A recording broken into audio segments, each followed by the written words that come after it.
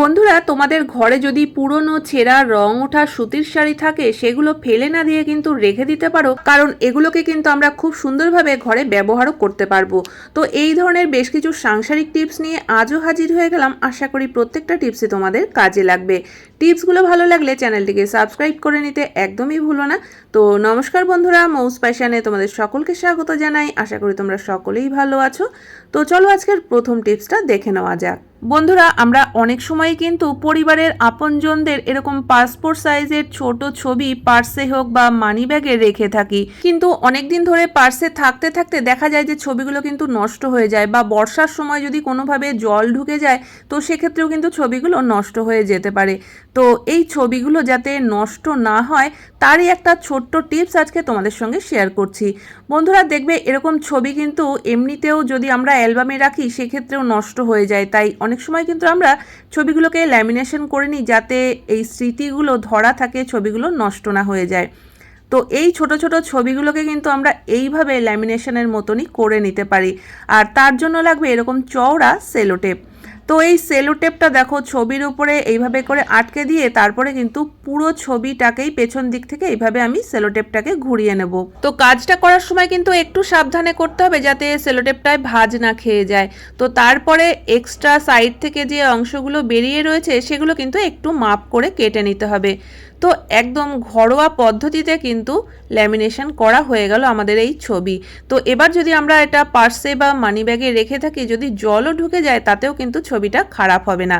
তো আশা করি বন্ধুরা টিপসটা কাজে লাগবে। চলে যাচ্ছি পরবর্তী টিপসে। যখনই আমরা বাড়ির বাইরে কোথাও যাই, ব্যাগ তো সঙ্গে থাকেই, আর ব্যাগে কিন্তু নানা ধরনের দরকারি জিনিসপত্র থাকে।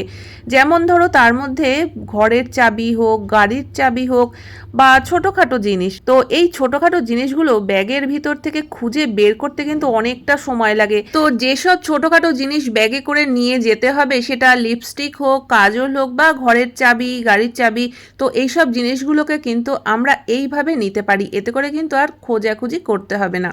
তো দেখো এখানে আমি একটা চশমার বক্স নিয়ে নিয়েছি। আমাদের ঘরে তো চশমার খালি বক্স এরকম অনেক পড়েই থাকে। তো এই বক্সটার মধ্যে কিন্তু চাবি হোক বা লিপস্টিক, কাজল বা যে কোনো জিনিস তোমরা নিতে চাও ছোটোখাটো, সেগুলো এইভাবে বক্সের মধ্যে ভরে তারপরে এই বক্সটাকে রেখে দাও ব্যাগের মধ্যে। তাহলে কিন্তু আর আমাদের অযথা খোঁজাখুঁজি করে সময় নষ্ট করতে হবে না। যখনই প্রয়োজন হবে বক্সটা কিন্তু একবারেই আমরা হাতে পেয়ে যাব। তো টিপসটা কেমন লাগলো বন্ধুরা অবশ্যই কমেন্ট করে জানিও। তো চলে যাচ্ছি এর পরবর্তী টিপসে। শাড়ি দুই একদিন পরার পরেই দেখবে যে একটু কিন্তু কুচকে কুচকে যায়, তখন সেই শাড়িগুলোকে তো আমরা আলমারিতে তুলে রেখে দিতে পারি না, তার আগে কিন্তু ভালো করে আয়রন করে নিই আর তারপরেই আমরা আলমারিতে গুছিয়ে রেখে দিই। কিন্তু বন্ধুরা, যখন বেশ কিছুদিন পর সেই শাড়িটাই পরার জন্য নামাবে আলমারি থেকে, তখন কিন্তু দেখা যাবে যে আমরা যে আয়রন করে রেখেছিলাম সেটা কিন্তু ঠিকঠাক মতো নেই, আবার কিন্তু কুচকে গেছে। তো এটা আমরা যত ভালোভাবেই রাখি না কেন, যত সুন্দরভাবে আয়রন করি না কেন, এইটা কিন্তু আমাদের সঙ্গে হয়েই থাকে। তো এই শাড়ির আয়রনটা কিভাবে অনেক দিন পর্যন্ত ভালো রাখা যায়, একটুও কোচকাবে না, তার জন্য এই ছোট্ট কাজটা কিন্তু আমরা করতে পারি। এতে করে কিন্তু আমাদের এই শাড়ি আয়রন করার যে ঝামেলা, এটা অনেকটাই কমে যাবে। তো প্রথমে তো শাড়িটাকে দেখো এইভাবে লম্বা করে ভাঁজ দিয়ে দিতে হবে। আর তারপরে এখানে আমি একটা নিউজ পেপার নিয়ে নিয়েছি। তো এখানে নিউজ পেপারটাকে কিন্তু একদম পাতলা একটা পেজ নিলে হবে না, পুরো নিউজ পেপারটাকেই কিন্তু নিয়ে নিতে হবে। আর এরকম একটু মোটা করে ভাঁজ দিয়ে তারপর আমরা শাড়ির মধ্যে রেখে উপর থেকে যদি আমরা আয়রন করি আর এইভাবে একটু একটু করে ফোল্ড করতে থাকি, তাহলে কিন্তু দেখবে যে শাড়ির ভাঁজটা কিন্তু খুব ভালোভাবে থাকবে আর আয়রনটাও একটুও নষ্ট হবে না।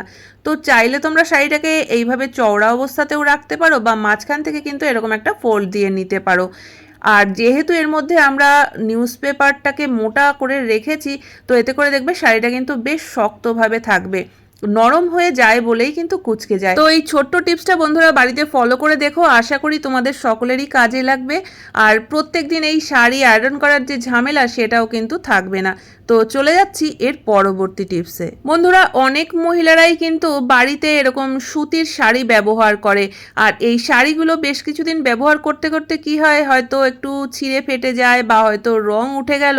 তো এই ধরনের শাড়িগুলো তখন আমরা কি করি, এগুলো তো আর পরা হয় না, হয়তো বাদ দিয়ে দিই বা মোছামুছির কাজে ব্যবহার করি। তো যদি তোমাদের ঘরে এই ধরনের ছেঁড়া বা রং ওঠা সুতির শাড়ি থাকে সেগুলোকে কিন্তু তোমরা এইভাবেও ব্যবহার করতে পারো, আর এতে করে কিন্তু আমাদের প্রত্যেক দিনের কাজ অনেকটাই সহজ হয়ে যাবে। প্রথমে দেখো সুতির শাড়িটাকে কিন্তু লম্বা করে ভাঁজ দিয়ে নিতে হবে, আর তারপরে মাঝখান থেকে একটা ভাঁজ দিতে হবে। তো জিনিসটা কিন্তু এই রকম তৈরি হবে। তো তারপরে এখানে আমি একটা পুরনো বালিশের কভার নিয়ে নিয়েছি।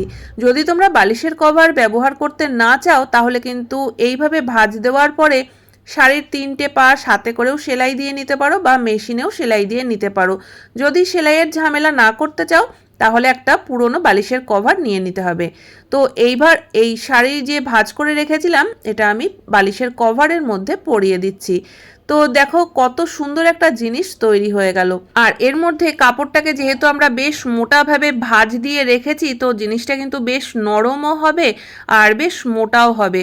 তো এটা আমরা কোথায় কিভাবে ব্যবহার করতে পারি, এটা কিন্তু আমরা বসার আসন হিসাবে খুব ভালোভাবেই ব্যবহার করতে পারবো। পুজো করার সময় কিন্তু নিচে বসে পুজো করতে নেই, তো তার জন্য একটা আসনের তো আমাদের প্রয়োজন হয়ই। তো হাতে করে বানাতে গেলেও বেশ অনেকটা ঝঞ্ঝাট বা কিনতে গেলেও পয়সা খরচা। তো সেক্ষেত্রে কিন্তু আমরা এইভাবে একটা আসন বানিয়ে নিতে পারি, এতে বসে আমরা পুজোও করতে পারবো। বা যদি তোমরা পুজো করার সময় এটা ব্যবহার করতে না চাও সেক্ষেত্রে কিন্তু আমরা অনেক সময় নিচে বসে কোনো যখন কাজকর্ম করি, বিশেষ করে শীতের সময়, তখন কিন্তু এই জিনিসটা পেতে আমরা সবজি তরকারি কাটা হোক বা অন্যান্য কাজকর্ম হোক সেগুলো করতে পারবো। তো বন্ধুরা চলে যাচ্ছি এর পরবর্তী টিপসে। আমরা প্রত্যেকেই কিন্তু বিছানায় ম্যাট্রেস পেতে থাকি। বিছানার চাদরটা যখন নোংরা হয় আমরা সেটা তুলে কিন্তু কেচে দিতে পারি, কিন্তু এই ম্যাট্রেস যদি নোংরা হয়ে যায় সেটা পরিষ্কার করা কিন্তু খুবই ঝঞ্ঝাট। কারণ এটা আমরা ধোয়া কাচাও করতে পারবো না, এর মধ্যে জল সাবান কোনো কিছুই লাগানো যাবে না। আর এই জিনিসটা যদি একবার নোংরা হয়ে যায় তাহলে কিন্তু সেই দাগ ছোপ যদি কিছু লেগে যায় সেগুলোও তোলা খুব মুশকিল হয়ে যায়। তবে যদি আমরা একটা ছোট্ট কাজ করে নিতে পারি তাহলে কিন্তু ম্যাট্রেসটা সবসময় পরিষ্কার পরিচ্ছন্ন থাকবে, এর মধ্যে কিন্তু কোনো রকম ধুলোবালিও পড়বে না বা কোনো রকম দাগ ছোপও লাগবে না। তো তার জন্য কিন্তু আমরা এখানে এরকম একটা পুরনো সুতির কাপড় ব্যবহার করতে পারি। তো কি করতে হবে দেখো, সুতির কাপড়টাকে কিন্তু এইভাবে ম্যাট্রেসের উপর থেকে বিছিয়ে দিতে হবে। আমরা যদি একটা ম্যাট্রেসের কভার কিনতে যাই সেক্ষেত্রে কিন্তু অনেকগুলো টাকা খরচা করতে হবে, কিন্তু আমাদের ঘরে যে পুরনো ছেঁড়া শাড়ি রয়েছে সেই শাড়িটা দিয়েই যদি আমরা ম্যাট্রেসের উপরটা এইভাবে ঢেকে রাখতে পারি তাহলে কিন্তু ম্যাট্রেসটাও পরিষ্কার থাকবে, কোনো রকম দাগ ছোপ বা ধুলো বালি কিছুই লাগবে না। আর যখন আমরা কাচাকাচি করব কাপড়টাকে কিন্তু তুলে কেচেও দিতে পারি, এতে করে ম্যাট্রেসটা একদমই পরিষ্কার থাকবে আর কোনো রকম কাটা সেলাই কোনো কিছুর ঝঞ্ঝাটও করতে হবে না। তো আশা করি বন্ধুরা আজকের প্রত্যেকটা টিপসই তোমাদের কাজে লাগবে। কোন টিপসটা সব থেকে বেশি ভালো লেগেছে অবশ্যই কমেন্ট করে জানিও।